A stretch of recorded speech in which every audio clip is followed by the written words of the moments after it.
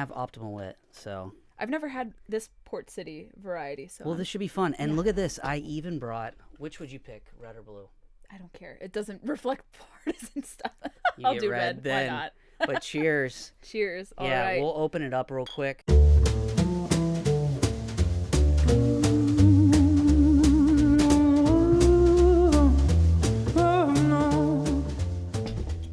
Optimal Wit is one of my faves. Easy drink. And you mentioned you like wheat beer. Is that right? Citrus, but Citrus? I can do beer. Okay. I can do any beer. Well, let's I'm see open to it. if you like it. Cheers. Yes. Cheers. And that's typically how we open up the show. What do you think? I like it. You like it? It has that citrus element that I was telling you about that I Nice. like. Yeah. Well, perfect. Well, that's a good way to start then. So, Heck yeah. Gabby Hoffman, thank you so much for joining me here down in the studio, which is also my basement. You found out very quickly walking down here. But how are you doing today? I'm doing well. It's good to catch up. It's been a while. It has been a long time and a little bit of back history. We know each other through one of your best friends, correctly? Anong Mittal. When you guys worked together at FreedomWorks, I think we all met. I knew I met Anong in like February of 2012, but we met shortly afterwards when he was interning. So I got to know a lot of you guys from FreedomWorks. Gosh, it's so long I now. know. A decade almost. Isn't that crazy? Times have changed. And that's why I'm having you here today, because you've been kind of going on this venture where you're a consultant, you're a media strategist. I know you've been doing a ton of YouTube recently and finding a lot of success in it. And that's kind of why I wanted to have you on here to talk about that, the gear you use, and give an insight into you as a creator, content creator. What are you out there doing currently? Yeah, so like you were saying, I'm kind of like a Jill of all trades in terms of media. So my background, without boring your listeners and viewers too much with it, you can just Google my name and you'll find what I've done. But I've primarily been freelancing and doing consulting in the media space for give or take almost 5 years. Okay. And for me, I kind of recognized I would hit a wall if I just limited my skill set to PR, digital marketing, social media strategy, because you can only do so much and there's so much competition. That is true. So I was like, if I'm going to be pushing video or helping people improve their brand or upstart their brand, I need to know what the heck I'm analyzing. So I think 4 years ago, I got my first ever camera for personal use. Which one did you get? I got the Canon EOS T6 DSLR. That's a great start, camera. right? Yeah. Everyone starts. I've actually got a Rebel back there. One of my first ones. It's a good sturdy camera. And I was using it for basic filming, photography, just kind of getting used to it. And it was a lot of fun. And it's a great, I still have it. But I think, what was it, towards the end of a trip I took to the Bahamas, the lens, the bigger lens that I have, I think it's the 75 to 300, or I forget the exact measurement, what the length of it is. But the larger lens in that package fell into the Caribbean Sea. Oh, gosh. And it doesn't work anymore. And that was a mistake of my mom, but that's okay. It's not her fault so much. It almost got washed away. She just put it down and it just almost washed away, but it was okay, you know? And I was like, I was realizing after almost 3 years of using it, I'd hit my limitations. Sure. I wasn't noticing any like crisp quality to it. I don't know if I'm speaking. Well, so were you doing photography or just video at this point? Mostly photography, but I did a little bit of videography too. Actually, using that camera, I was able to film one of my earliest like client video projects. Okay. Was a charity hunt with the organization called Semper Canine, and they're based in Woodbridge, kind of on the outskirts near Quantico. Lovely couple. The husband was a Marine guy and he trains dogs. He's a professional dog trainer, and she helps with the logistics and business. And they had, I think it was their first hunt. And actually was the first hunt that I participated in and actually got my first ever like consequential game animal. So I got like a lot of upland birds. Nice. Things so I got to like do part filming, being there working, and then I also got to immerse myself in the hunt as well. So it was super cool. Nice. And for that, in terms of that project, like I did a lot of B-roll and filming, but they had a separate camera to do interviews. So I was able to splice and dice things. I learned how to do overlays somewhat. Nice. And I think I was using Premiere Pro. Like I still use Premiere Pro, but that was something I learned and spliced it all together. It came out okay, you know, for an amateur. Yeah. It wasn't so bad. So I was really proud of that product. It didn't get lots of views like on YouTube, but on Facebook it did pretty okay. It wasn't too bad. So I was super proud of that project, and I was like, I kind of want to get better at this. And then I started doing like Marketing Monday series, like just related to my business, to talk about what was trending, if it was like a social media app or some update, or why you need to secure your website. So I'd give and dispense these different tips, and they got some nice reception, you know, a few Sure. thousand views at time. Hey, you hit 1,000. That's good in my book. 1,000 these days is especially solid. on Facebook. It is not easy to get views anymore. No, because they have certainly warped the algorithm. Like, they want you to pay to play for sure. Absolutely. And hey, if it works for you, it's great. But I still think I'm still a believer that you can still kind of overcome those hoops with the algorithm changes and still get really good traction. It just depends on the time you post, topic you post. Okay, I was just about to ask, give me a tip or give these people out here one little like nugget. Is it the time? Like, is it what's one little nugget you would recommend for everyone when it comes to posting on Facebook? Oh gosh, it depends. Obviously, look to your individual page Okay. to see what the best posting times are. Sometimes that's not foolproof. Sure. But you could use that as like a guidebook or template. And then if it's something that's trending, really hot in the moment, like, you can seize upon that. Like, and it varies because sometimes I'll get really good traction on mornings. Okay. People are like, I want you to post after 6 p.m. because I'm off of work. But I notice sometimes there's a slump in the evenings, especially if it's like Friday evening. No one really is on Facebook much. And I think with respect to Facebook, fewer people are now on it. So, like, it's really hard to do that. Yes. Some other platforms like Twitter, you could still get a lot of great views. Okay. And I think on Instagram too, because now they're making reels and all these other like video components within the application more versatile. Like, everyone has been shifting to videos, and even Facebook too, even kind of with its lagging participation numbers, people are leaving Facebook, I've noticed. Sure. But yeah, it just matters according to the time. And I think if you really want to seize upon a moment, it's something different, and you get people to share it too. It's nothing wrong to ask your friends to share it while you release something. Totally. Now, let me ask you this. You have a pretty big following on both. Well, how big is your following on Instagram, Facebook? I know you're growing YouTube. Yeah. That's the toughest one. We'll get to that one later. But how big are you on all your kind of socials currently? Give or take, I think cumulatively, all my accounts maybe have close to 60,000. That's a lot. Maybe, I think it shrunk a little bit because Twitter got rid of a lot of, I lost like 5,000 followers almost on Twitter when they did their big purge recently. I was so close to 50,000, but I'm getting close to it. Are you on other are you on Parler? Or? I do Parler. I have like 13,000 followers there, but like, I ignore the crazy people on there. I just use it like as a way to like funnel for videos, and I actually get a lot of traffic through videos there. I mean, you take every social media platform as it is, but I don't stray away so much apart from like Facebook, Instagram, Twitter, YouTube. Parler's like a substitute. Okay. I've tried to look into Telegram, but I'm like, Yeah. I don't know. Like, I'm always looking for emerging platforms, but I think cumulatively on Facebook, on my page and my profile, that's like 10,000, give or take. Instagram, goodness, that is about almost 7,300. That's hard to grow nowadays, unless like you do some really viral stuff. Like, really, people are very territorial about sharing your content. I've noticed that. Like, I could see that. Yeah, like, everyone's true. like, I need a perfectly curated feed, unless like you do something super like viral or like hip or something that beckons them to share it. It's gonna be really hard to grow it, and you see people kind of chart off. So, if I were to like ask Gabby Hoffman, what is your plan of attack for 2021? What is the platform that you have the most focus on? Like that, and maybe it's shifting because it's always shifting, right? Yeah. What's the one that maybe is not getting the most return but is more focused on? Could you kind of like tell me which is, if you had a pyramid, where they stack? Sure. I mean, I'll still have an emphasis on all the top 3. Sure. But I would say probably my biggest would be YouTube. Okay. I mean, it's grown substantially in the last month or so. A few friends were helping me, like, sharing it on their social media feeds, which is perfectly legal. It's organic. I wasn't doing anything wrong. But I had some friends who were like, why didn't you tell me about your channel before? I'm like, I didn't want to bother you about this. Yeah. But it was nice that friends with some bigger platforms were able to share it. But I think that's something I want to grow. And I don't care so much about making money with it. Sure. I just like the fact that once you hit those milestones, I'm actually like just very shy of 3,000 hours, and I need 1,000 more to get monetization. To get to monetization. But I think maybe it could be used once I have struck in that goal. I think I could use that to, let's say, work with different companies who want to sponsor things. Yeah. Kind of use it for leverage maybe, or people can come to me and be like, you have a great YouTube presence.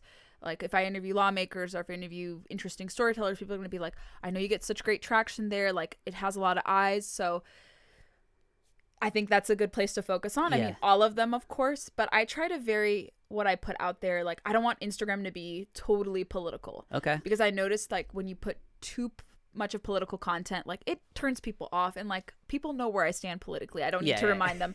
Like I'll post screenshots of interviews with lawmakers and kind of a summary of the subject matters we discussed and some interesting video, but like if it's not super noteworthy, I just try to shy away from politics from there. Because like people love pictures. They love seeing Sure. you do behind the scenes stuff. They like to see you fishing. They like to see you assemble product or They want to showcase see you a being product. human in a Yeah. sense, right? Yeah, like enjoying food, like travel, a sunset. Which you've been collaborating with somebody that has a huge following that does travel and Oh there's yeah, some one of my girl good local- friends. Yeah, who is Alex. this person? Yeah. Oh, she's great. I actually met her through the Liberty Space too, funny Really? enough. Yeah. Ah, But she nice. works now kind of in the private sector. She's trying to branch off into her own space as well. But she just went back to Kentucky. She was living abroad Okay. until COVID, came back. And she's really great about like influencer stuff. And I hate to use that term because it's been so, I would say, abused so much. Sure. Like everyone who thinks they have like 1,000 followers, they think they're automatically by default an influencer. And that's subjective. Yeah. And people want to say like, well, because I have a following, therefore I am entitled to free product or free services or freebies, but you're not. But she knows the art of it really well, and we're talking about collaborating on some stuff. I think in the future when she moves back to DC, I think that's her intention, but she knows the ropes. She's excellent at it. You need a cameraman. Yeah, absolutely. go. I'll recommend. Yeah, we've been talking about doing some video stuff, but she knows how to do everything related to stories, related to posting pictures. She hasn't really done much of video, so I'll certainly connect you guys for some tips. But yeah, I mean, I've had a lot of friends that I've met through politics without really wading so much into it, but a lot of us, I would say, try to be creative too. Like we have Sure. passion projects, we have side hustles, and I think to be versatile as a self-employed person, you need to know how to do the technical stuff. So that's why I've really loved transitioning a little bit more into video work. And I brought my camera with me if we're going to play around and tinker with stuff. So I brought my Sony A7iii, which I've had for a year now, and I really love it. It's a learning curve, of course, like anything. It is. Oh, yeah. But I love how lightweight it is. Do you want to get it out so people can see it? Sure, Because yeah. what's just a little side note too, I actually used to film on that camera for a past client. So that camera is phenomenal. It's excellent. It was worth the expense in totality. Well, I mean, if you think about it, and I always tell people, they're like, how could you pay I don't for have that? the lens with it. Oh, that's okay.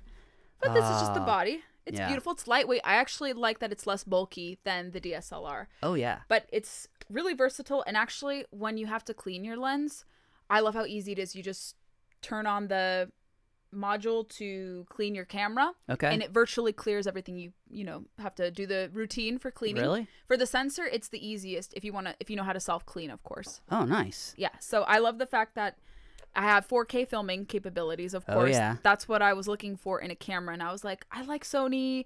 And this is kind of like a Hasselblad, like in a cheaper variety, but it has that same professional look. Sure. And same kind of really high quality that you would get with a professional camera, of course. And it's amazing in low light. Yes. I literally loved taking that camera out because when I would do like documentary style work, I just never had to have any lighting because I could just walk into any room and they're like, are we good? And I'm like, yeah, hold on, let me turn it up to 5,000 ISO, real simple, easy, and then you're good to go. What kind of glass do you have for it? Glass? How do you mean? Oh, in terms of what kind of lenses do you have for it? yeah, I have like the what is it? I have the. I know you have a massive, I like bought what, the wildlife one. like I'll tell you 100 to what, 400 or something crazy. Yes, the 200 to 200. 600. Perfect for wildlife photography. This was pricey, but I got it for like $100 off. Okay. I think in total I've spent like $5,000 on audio filming, but it's a business expense. Yes. You can write it off. I mean, and have a everything lot you of see fun right with it. here is thousands and thousands of dollars, but it eventually pays for itself. You get the standard kit, of course, but I supplemented the kit with this. So this is the 50 millimeter. So this goes to an aperture of 1.8. Of course, so which is perfect nice for for low light setting. blurry But I don't know if backgrounds. it's wide enough for like astrophotography. That's kind of something I've noticed. If I want to get into that, like that's a limitation, but you can work with it. And then this is the other one. It's the 28 to 70 lens. Nice. Yeah. Yeah, you got a nice little setup here. It's a good starter kit. Yeah. Good starter kit. This is a, I mean, for anyone out there, this is pretty much a prosumer level. Yes. I mean, without like taking the next step to cinema camera, that's inevitably. The funny thing is, even with these cameras, I've shot commercials and stuff where it still goes on TV and it looks just like everything else. Yeah. It's amazing what you can do with these. It's excellent quality, worth the money for anyone who is contemplating the next step if you had a DSLR. Like this is a great mirrorless transition camera. and it has a great price point. And like I said, it is a little bit of a learning curve, but if you practice in the field with it, like for me, just in my filming journey, like it's one thing to take courses. I know some people go through the rudimentary basics, they have to go to school, they take classes, but for me, like I feel maybe being self-employed, the best learning environment is just doing it yourself. But I also look to YouTube sometimes for guidance, like if I'm editing something, or I'm like, what type of setting do I need to like adjust my camera to ensure that I can get the maximum 4K quality. So like YouTube is a great tool, different blogs out there. So try to like make your surroundings your learning environment, and a little bit with the Adobe Premiere Pro tutorials, because it is hard to sit through hours of theoretical discussion when you can go into the field and kind of just like take away what you've known and apply it into your setting. So like now I've gotten better with adjusting these different modules, getting more comfortable, like doing it, because you can set your camera to different settings. Manual, of course, is important, and I try to do that as best as I can. But with sometimes when I'm filming like vlogs, I have to set it to like the saturation setting for 4K, because it's the only way that I can get to the really, really low aperture sometimes. Because I think with Sony, sometimes you don't have a direct module or direct, I would say, tab to aperture. It's not as readily easily as like a Canon DSLR, because like it took me an effort, I hate to admit it, but it took me an effort to be like, how do I adjust it to ensure like I can manually adjust the aperture?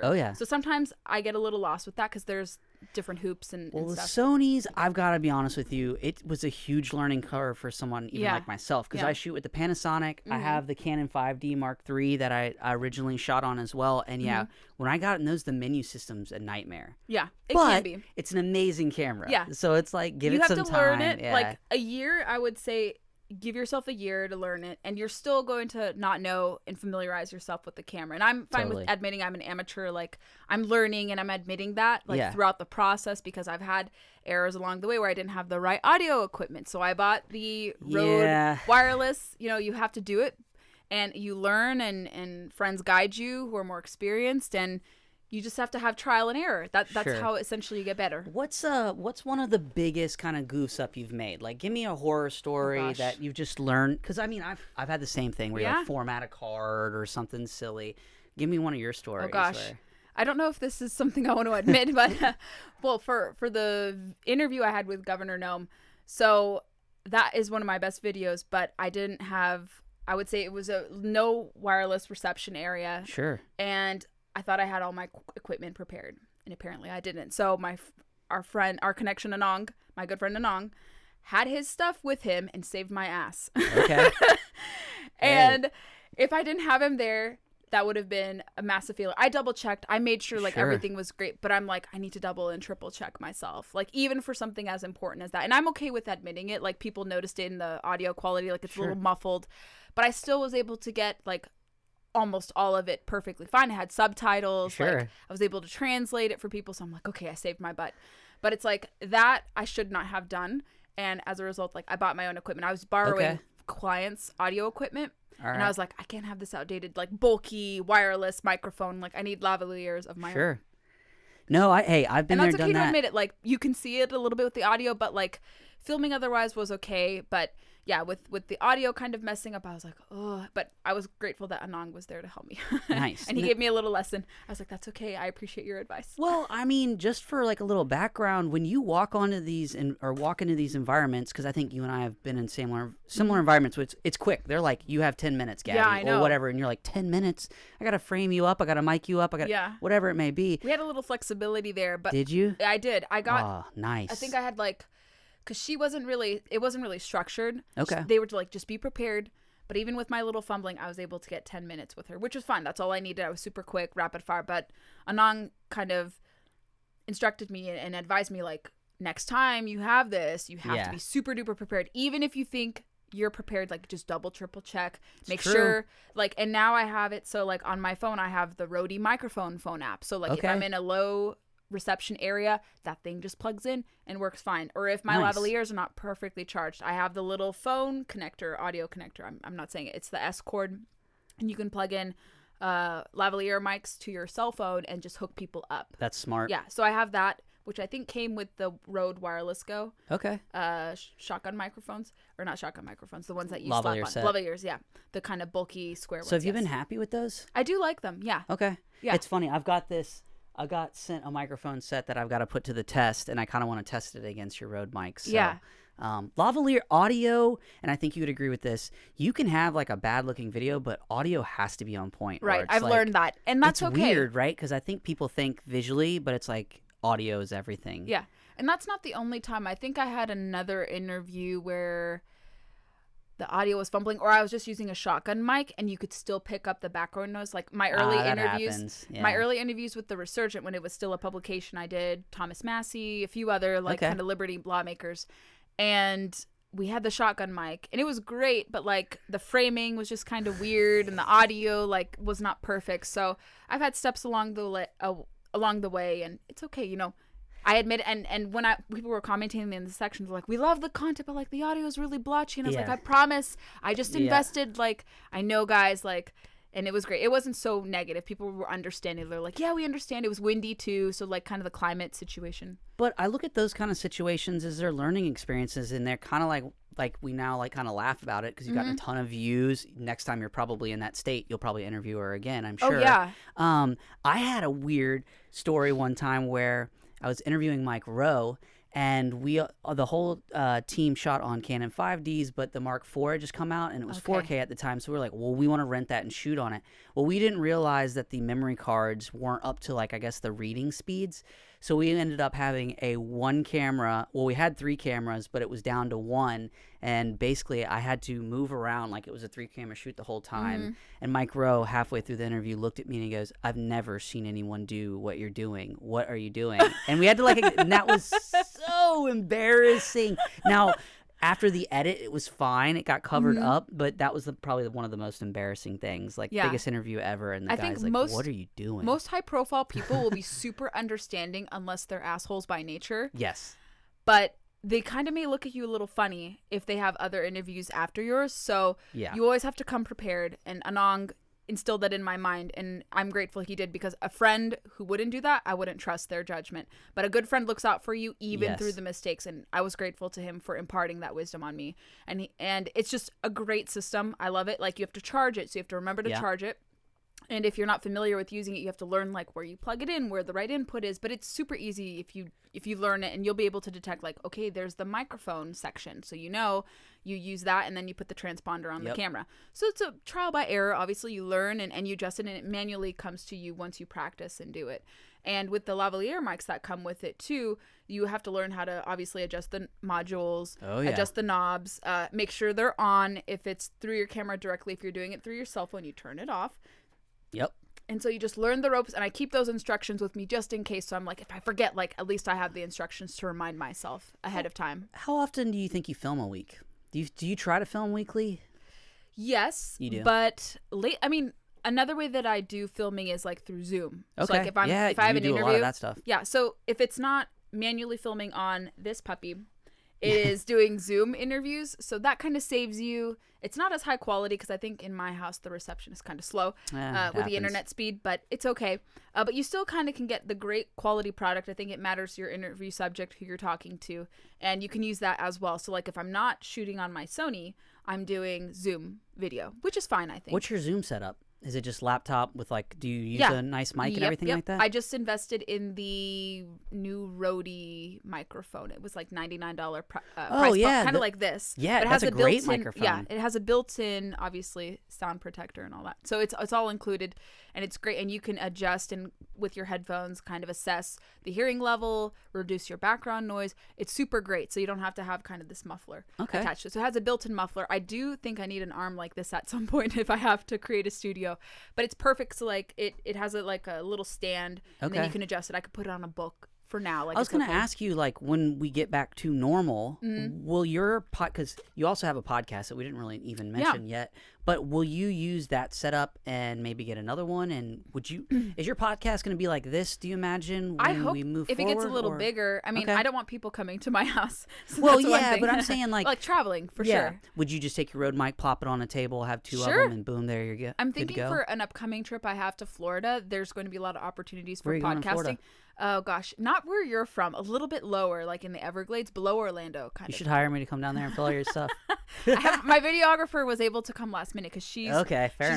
She's going last minute to do that, but we'll have more opportunities. Is she based in Florida? She is, but she's going to spend some time in California. She wants to change the scenery. I was like, "You're going to California?" I'm like, "Florida's more free."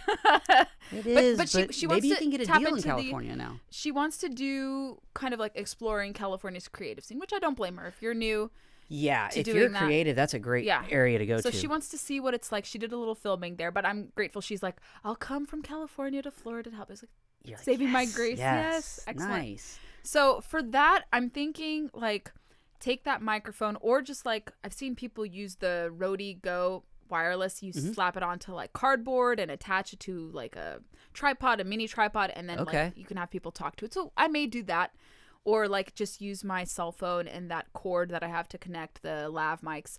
So we'll see, but I think I can do like a traveling one where if I'm talking to like 2 other people aside from myself, I could just have the one little Go microphone be like there and they can move around or speak close to it. So I can improvise, I think, without taking that big transponder, because every podcaster I feel has that big transponder for like 3-4 people, and I'm like, I don't want to spend that money. It's expensive, and I hate to be cheap. I mean, I'm saying that, and I spent like thousands upon thousands but a of camera, dollars. It's different though. Yeah, I mean, because a transponder I can live without, and I can edit and fine tune my podcast through GarageBand. Like I really don't care, because most of my stuff is solo, or I'm interviewing guests remotely right now, so it's like I don't see the need to do it. And if you want to talk in person, like I said, you can improvise and take your shotgun microphones or take other microphones with you and just have multiple people there. I've got a question for you, because this is something that I really can't ask other people, but how are you so efficient at getting your guests? Because how many episodes have you done for your podcast now? Oh gosh, it just hit 150. And how long, over what course amount of time? I started September of 2018. Wow. So what is your process for getting interviews? Because I think some people like this, obviously this is a little bit different, because this is like low-hanging fruit, or at least it's not low-hanging fruit in regards to what I'm doing, but I'm reaching out to all my friends currently. You're reaching out to like professionals though, suit and tie wearing people. But I talk to friends too, like people I know as well. But you have some serious guests though. So how are you getting most of those guests? How I'm able to leverage those guests? That's a great question. Well, I think I can entice them with like letting me profile them in my column, which I do for many of them. Okay. Or if they're just like, no, I just want to talk about conservation, you've had other big guests. So when you have examples to show for, they're like, oh, I've seen that you had other guests of like kind of high caliber. I'll talk to you. Absolutely. Or they're like, okay, yeah, we'll do your town hall column. And then like, if we talk about conservation, you're more than welcome to use it for your podcast, of course. Gotcha. So it depends on the person. Not everyone is going to be like, yeah, I want to do your podcast, or I just want to talk about your column. And not every person is going to focus on the subject I cover in my podcast, which is more outdoors, fishing, hunting, and public policy. So some lawmakers may be less comfortable talking about it. So we'll just talk on my town hall column about it. But I think when you have built up stuff and you have trust, and also it helps to know, as you know, personnel. Oh yeah. When you know staffers, oh, yes. They'll be like, can we please have you interview our boss? So like I've had to either reach out to people myself, or lately it's been where people come to me and are like, really? Can my client or can my boss talk to you? And I'm like, sure. Like, yeah. Yeah. This morning, in fact, I spoke to someone who may be mulling a run for governor in a state. I won't say where. Okay. And they're like, yeah, my client is like mulling it, and like, I want you to like break the scoop. And I'm like, sure, I'll have the scoop, and then we can transfer it and put it out there shortly as possible. So like when you build trust, and this is someone I worked with before who actually helped one of the new senators win. That's irrelevant to the discussion, but someone I worked with really well before was like, now I have a new client, can we do the same thing beforehand? Like, can you cover similarly to like how you covered the guy? And it's not like me giving them favors. I'm like, yeah, we have good rapport, absolutely, I will definitely give consideration to the person you're working for and give them a fair shot, ask them some tough questions, and have them expand. So it's about your network, kind of like how I deal with my clients. And I try not to muddle or mix too much with business. Like if it's way too much of a conflict of interest, I'll obviously be transparent about that. But I try to make sure that it's not a conflict of interest with any client. So like it's strictly for writing, not so much like dealing with my clients or Rolodex. Yeah. Or with one of my clients, actually, free market environmental group that I've worked with for several years. They just hopped onto my podcast. Nice. So like I can do and justify interviews through clients. So it's not a conflict of interest if if it's through the client that's sponsoring the podcast. So you have to obviously be aware of ethics. Sure. If it's a client sponsoring your podcast, that's wonderful, or a general Have you sponsor. been sponsored before for your podcast? A little. I was informally sponsored when I first started. It wasn't like any Nice. exchange of money, but it was good, for the exposure. Hey, and that's better it was than a most people company can say. I liked working with, and it was a women's outdoor kind of social media brand. Great group of ladies. I had to resign from the Post just because my business was starting to pick up, and I was like, it's not fair for me to like prevent another woman who may be rising Sure. to do this. But I had several years under my belt. They still support my podcast.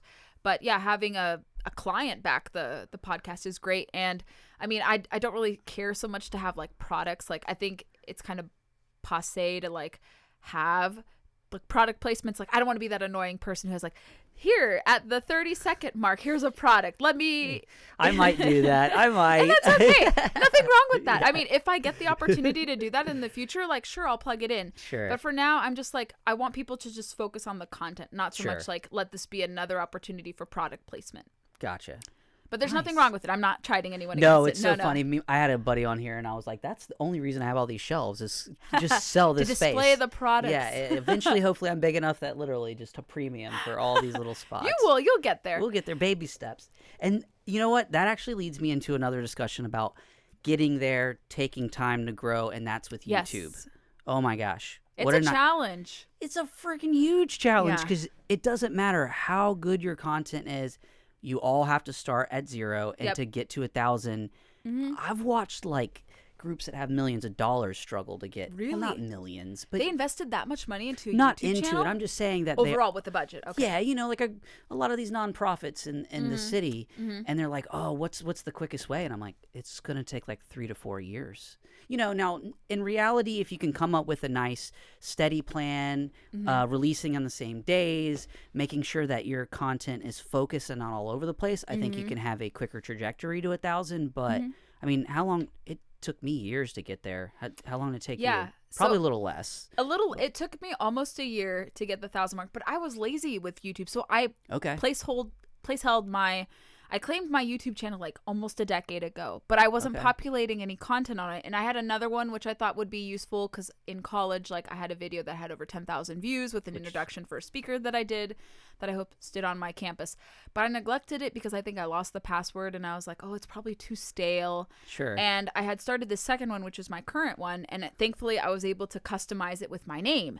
Okay. I was so grateful. Like I had sectioned it off like under like whatever moniker I used in college, nothing inappropriate, but kind of like my university and then like whatever little kind of nickname I had for it. Yeah. But I was able to customize the URL for my name and claim it so no one else could use Gabriella Hoffman. So when you say that, because I had another buddy that talked about this, so it's youtube.com/Gabriella Hoffman. Is that youtube.com/c/Gabriella, the customized URL. Yeah. Okay. That's what you have. Yeah. Nice. I was able to do that early on, but I had it under an original, a different URL, but still it's known as like my full name. If you type it, you'll find it. No question about it.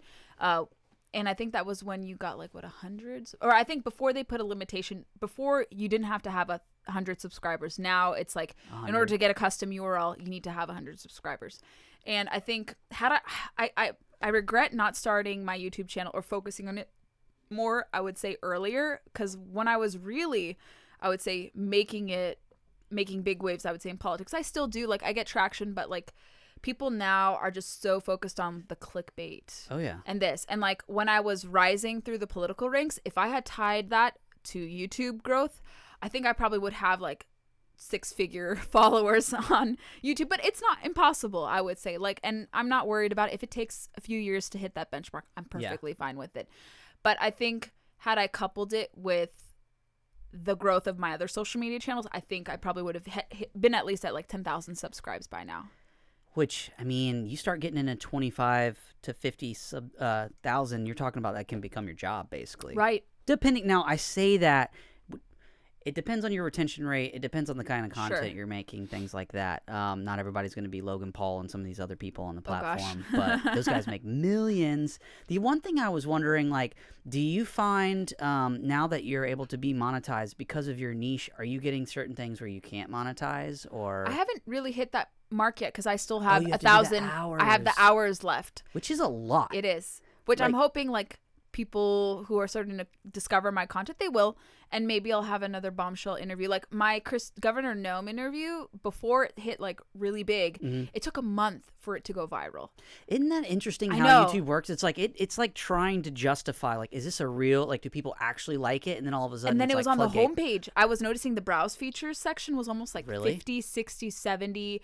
Like it was getting so much play. I think the governor was in the news for something. Okay. Oh shoot. It was at the time she was getting a lot of criticism, which now looks really silly because she's actually managing things fine. And I know some people may disagree with that. But it was when she received a lot of criticism from people who didn't like her for her politics. So that's, I think, when it coincided, because it was right around the time when the Buffalo Roundup happened and she was starting to get some traction for her handling of the coronavirus. So it took like 4 weeks. Like I got a few thousand views and then just the uptick. I was like, how are people discovering this? Like, what is YouTube's algorithm doing? Yeah. And I looked to see like how it was being discovered, and it was primarily being shown in the homepage or browse feature. So it was getting a lot of traction. Nice. Organically. And I was like, this is so cool. And I think at one point, one day it was like 5,600 views, which was awesome. And then it was like that for a few weeks, like a few thousand views a day, and then it tapered off.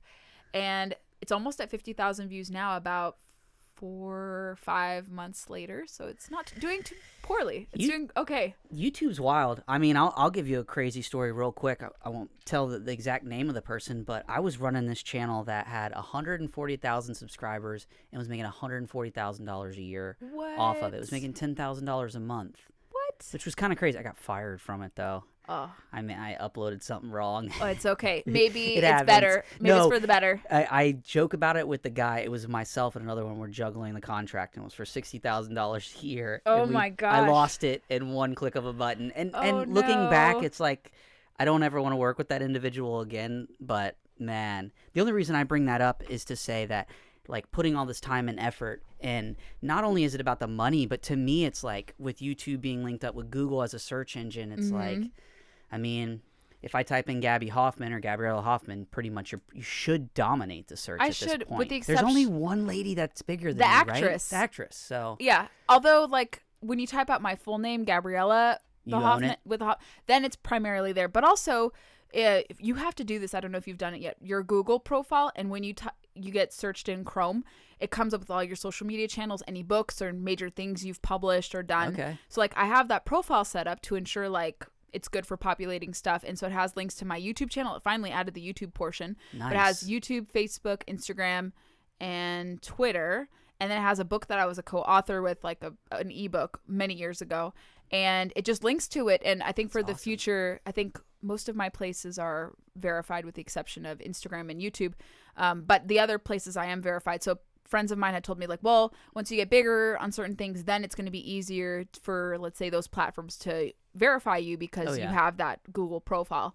But that's super helpful for search engine optimization, for people discovering your content. But yeah, except for the actress who starred in Field and Dreams. I pretty much, like, you type my name and it's mostly my content. Yeah. Which I think is huge and important, because, like, it's just little by little you kind of, like, I mean, obviously no one's probably going to directly have your name, but, well, I guess someone does. There are a few others. Like, there's some smaller kind of accounts there. Like, someone in Michigan has my name. Okay. It's not, like, super common, but it's common enough where people can have, similar things. Do you get much work off of just straight up online, or is it all word of mouth? It depends. Sometimes it's word of mouth. Sometimes it's through connections.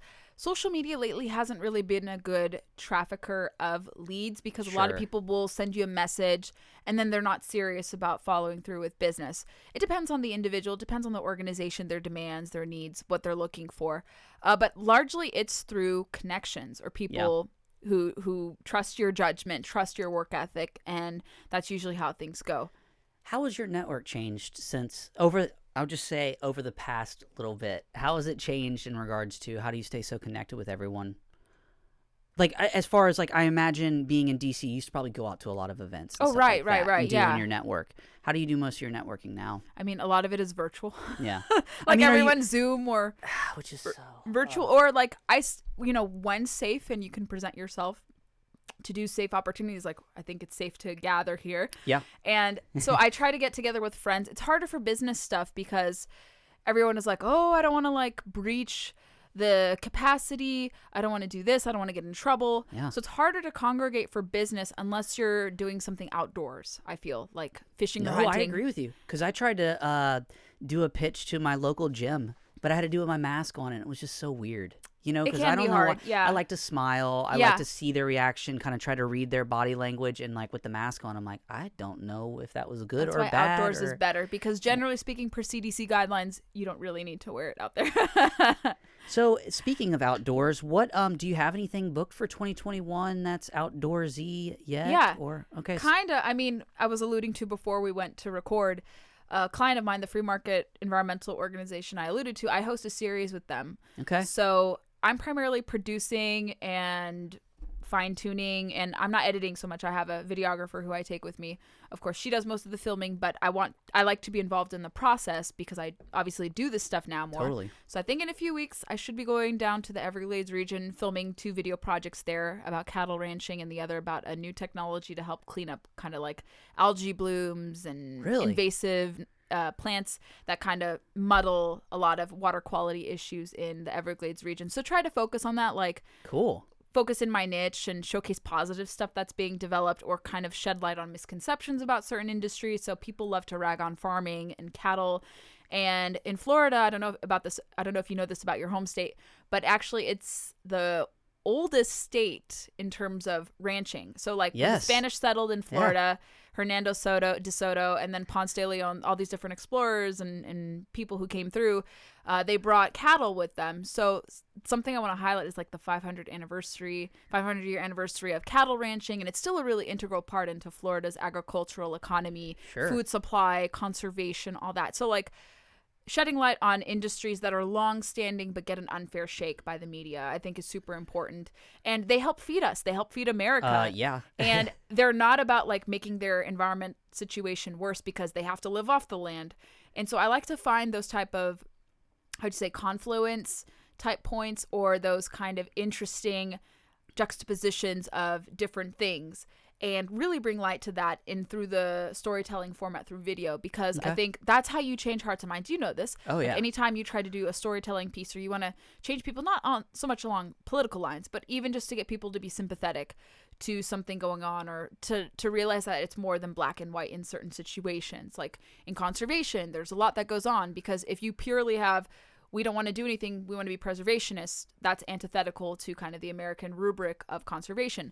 And very few people now want to just destroy everything. So people are kind of in the middle, where they're like, we like to conserve stuff, we like to keep everything, we want national parks, we want nature, but we can also coexist side by side with industry, but do things safely, manage well. We can we use better technology now, so pollution is less, emissions are fewer. So I like to look for different things where it's not like you're propagating anything that's out of the ordinary, because I think even with the divided country, I think people are still open-minded. People want to learn about different things. And I mean, biting the hand that feeds you, like when it comes to farming and cattle ranching, like it makes no sense. So it's like, these people are so nice. They're so fascinating. Like the people I've been pre-interviewing for preparation for these, they're the nicest folks. Like one of them is offering myself and my videographer a place to stay on the ranch. Like they're super nice. Awesome. Like, to offset costs, like totally. And it's not a conflict of interest. They're like, you have to get to know the ranch, like, and they're not compensating me for money. They're just like, let's offer you housing, so you get to feel the ranch, you get to kind of understand what we go through. How long are you gonna be down there? Oh, like 3 or 4 days. Are you guys gonna take a drone? A drone? I don't know. Do you need one? Maybe. I don't know how to handle drones. I don't know if my videographer You should tell your does. videographer you should probably get a drone, though. Just because, honestly, I can imagine those shots being I'm going to connect you to her, because she could use some good mentor. She's really good at her craft, but she could always benefit. I actually have a free drone pilot that might even join you if you need one. And he's based in Florida. Oh, cool. Yeah. I'm always down for meeting more people, but I'll connect you to Madison offline. So you'll be there for a few days. And what is the end product that what's the fantasy end goal of this trip, like the product you'd like to deliver? Well, just to showcase that things are gray, not just black and white, when it comes to these situational topics. In Florida, I don't know if your viewers are aware of this or people follow this too much, but the Everglades system has been kind of embattled for many years. So it's changed a lot with people coming into this state, somewhat with farming practices, can largely a little bit be to blame, but I would say, and what I've understood the situation to be, it's so many people moving in, people just dropping in fertilizer, all these different moving parts and parts of the equation that are contributing to just the changing landscape of the Everglades.